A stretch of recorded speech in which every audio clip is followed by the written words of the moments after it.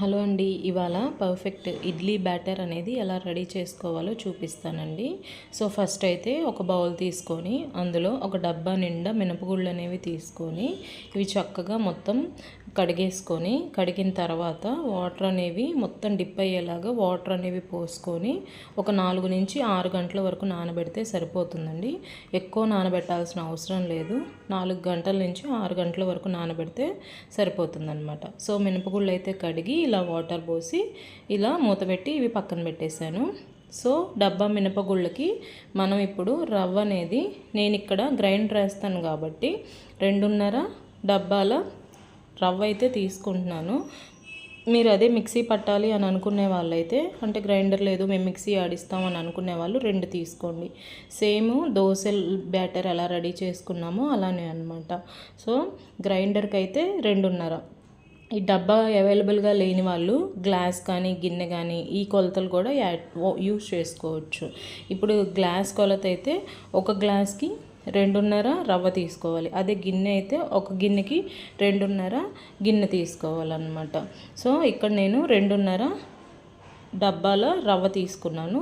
ఇది ఇలా నీళ్ళు పోసి ఇది కూడా నానబెట్టుకోవాలన్నమాట. చెప్పాను కదా 4 to 6 అవర్స్ అనేది నానబెడితే సరిపోతుంది. ఎక్కువ నానాల్సిన అవసరం లేదు. మీరు మార్నింగ్ నానబెట్టుకొని లేకపోతే మధ్యాహ్నం ఆఫ్టర్ లంచ్ తర్వాత అయినా నానబెట్టుకొని ఈవినింగ్ గ్రైండర్ వేసేసుకుంటే సరిపోతుంది. సో ఆఫ్టర్ 6 అవర్స్ ఇదిగోండి మినపగుళ్ళు అయితే ఇలా చక్కగా నానిపోయినాయి అన్నమాట మొత్తం. సో ఇప్పుడు ఇవన్నీ వాటర్ అన్నీ వంపేసి మినపగుళ్ళని నేను ఇప్పుడు గ్రైండర్ వేస్తున్నాను. చూడండి ఇట్లా మొత్తం కొంచెం కొంచెం యాడ్ చేస్తా. మొత్తం గ్రైండర్లోకి అయితే ఈ మినపగుళ్ళని యాడ్ చేశాను. ఇలా కదుపుకుంటూ నీళ్ళు పోసి కొంచెం నీళ్ళు అనేవి పోసి కొంచెమే పోయాలి, ఎక్కువ పోయాల్సిన అవసరం లేదు. మనకి పిండి అనేది కొంచెం గట్టిగానే ఉండాలి. మరీ గట్టిగా గారెలకు వేసినట్టు కాదు.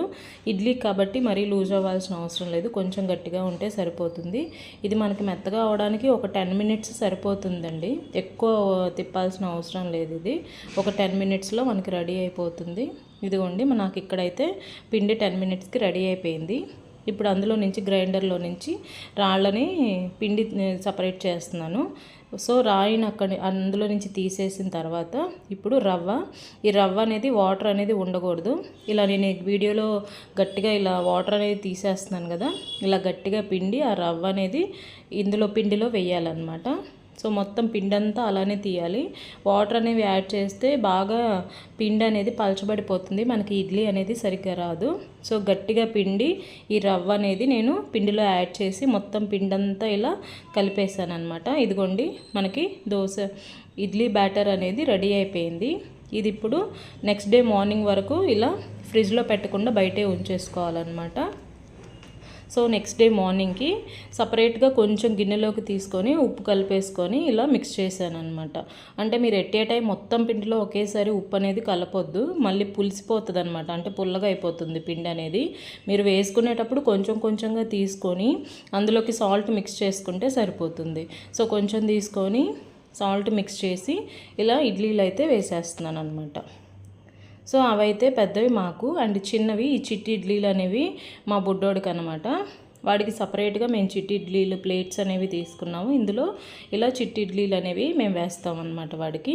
సో నెక్స్ట్ ఇడ్లీ పాత్ర ఉంటుంది కదా, అది పెట్టేసి వాటర్ పోసి వాటర్ హీట్ ఎక్కిన తర్వాత ఈ ఇడ్లీలు ఏవైతే రేకుల మీద వేసుకున్నామో అవి పెట్టేసి మూత పెట్టి మీడియం ఫ్లేమ్కి అడ్జస్ట్ చేసి ఒక 10 మినిట్స్ వరకు ఉంటే సరిపోతుంది మనకి. సో ఇడ్లీ అయితే 10 మినిట్స్ తర్వాత ఇదిగోండి రెడీ అయిపోయింది. సో వీడియో మీకు నచ్చింది అనుకుంటున్నానండి. నచ్చితే మీరు సబ్స్క్రైబ్ చేయండి అండ్ బెల్ కొట్టండి, మీకైతే నోటిఫికేషన్స్ వస్తుంది. అండ్ లైక్ కమెంట్ షేర్ కూడా చేయండి.